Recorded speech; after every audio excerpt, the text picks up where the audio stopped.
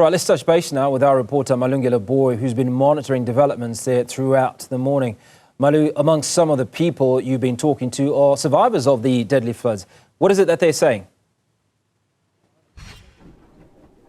That's right, Hugo. In fact, we've moved away from where we were earlier on. We're in Slovo. Now we are in Polar Park, where we're actually following the search and rescue teams as they continue really to move around the Mthatha River banks, which is quite a long river, which covers about, 250 kilometers or so, Hugo. And it's a meandering river that really cuts across many communities and towns here in the former Transkei region. Here in Polar Park, people have also been affected by these floods. In fact, where we are, we actually told, where I'm standing, we're told that this area was also covered with water. This is somebody's garden, Hugo, that's been completely obliterated, flattened by the floods. And further down, it's a river, and you can see the trees.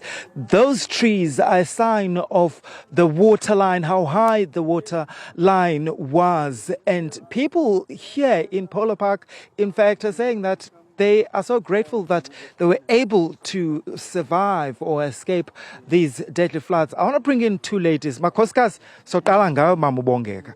Wena ubusithi ngumzi wakho lo wezitena usanda ukho umtsha usindile? Ndisindile emanzini, ndivuke pha 6:30.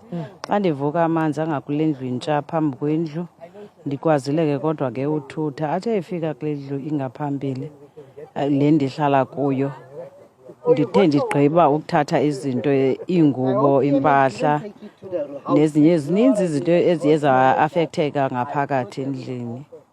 Because kundiye iinkukhu zimkile zam, kushiyeke ezimbalwa ezikwazileyo utata. Okay. Ubusithi uzawuthini, uzawuhlala kule ndawo okanye uzothini, uzawuthengisa umzi? Kuzokwenzeka ntoni usini? Ndiyarhalela ukuwuthengisa qha ndizawuthengisa kanjani? Umuntu akazukho mntu uzofuna ukuwuthenga. Ndiyarhalela ukuhamba kule ndawo because icacile mos uba yinto ezawumane ihlala isenzeka. Abantu abaninzi baswelekile. Ndibe nelakhe kakhulu mna nefamily yam uba sisindile. Okay, mama. All right, Hugo. So that's one of the ladies who Mambongeka, essentially saying that she's grateful that she's alive and she's contemplating also selling her property, but she wonders who would actually buy the property if something like this could actually has happened. She and her children survived, but she's grateful for that. But her heart goes out to those who lost their loved ones. She opened, her property and for the livestock to get out, and some of her chickens were swept away, and some of the sheep and goats have actually not returned. And she's hoping that when the situation at least improves, she'll then go and look for those. Mama, ndifuna ukusisa now kudala uhlala apho Sindile. Mna ndiqale ukufika apha ngo-1994. Ayizange ibekho into esiyibone kule kemu. Aqhahlala enyuka lamanzi, kodwa awazange enze ngolu hlobo enze ngalo. Asiqukile, kodwa ke sibulela uThixo kokuba sithe sasinda efike ekuseni.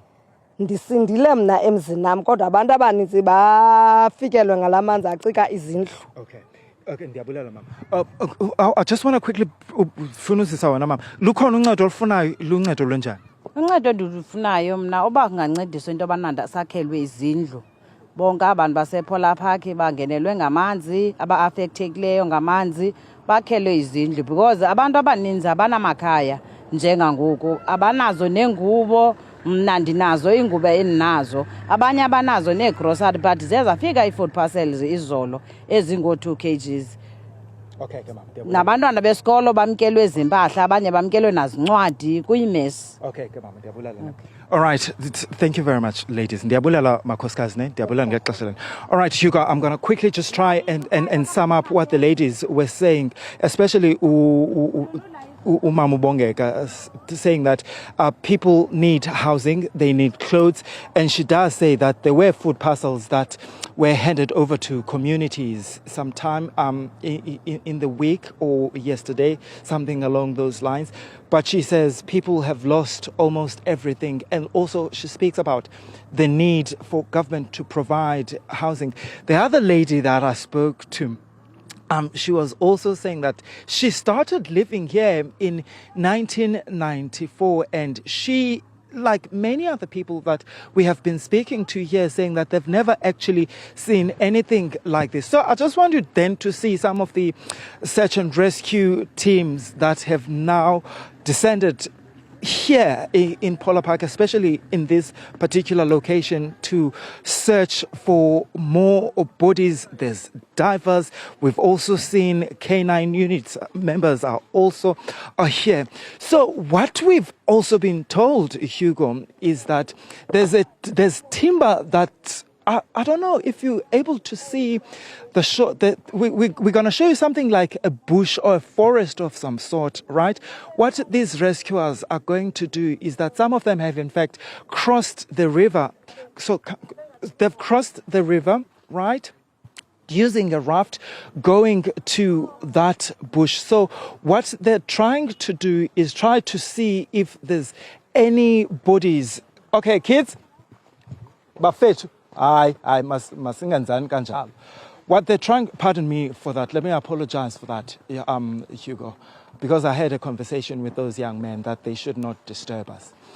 So what authorities, or what these rescuers are then trying to do, is that they're trying to get exactly where you see there's timber. And that timber, Hugo, landed here. It's from another community, in fact, a place called Highbury, which is also very close to Slovo Park. And this just tells you the sheer force of the water, and the timber finally landed here. So what these rescuers are doing, they're also using sniffer dogs. They're searching through that debris to see if they can't find any bodies that possibly are stuck there.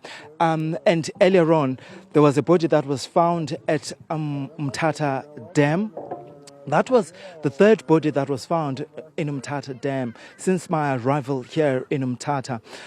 Yesterday, there was also another body that was found just behind the Umtata Dam wall, and that body was under debris and also under a mattress, and that body was said to be the body of a woman. Earlier on, we were with families that were conducting their own searches, because they're saying that they just couldn't sit back and wait for authorities to do all the work. They wanted to assist and search for their loved ones. Those loved ones are two missing teenagers. One teenager is 16 years old and another one was 15-year-old. When I was talking to the father of one of the teenagers, the father had actually traveled from Johannesburg to be here to be part of the search.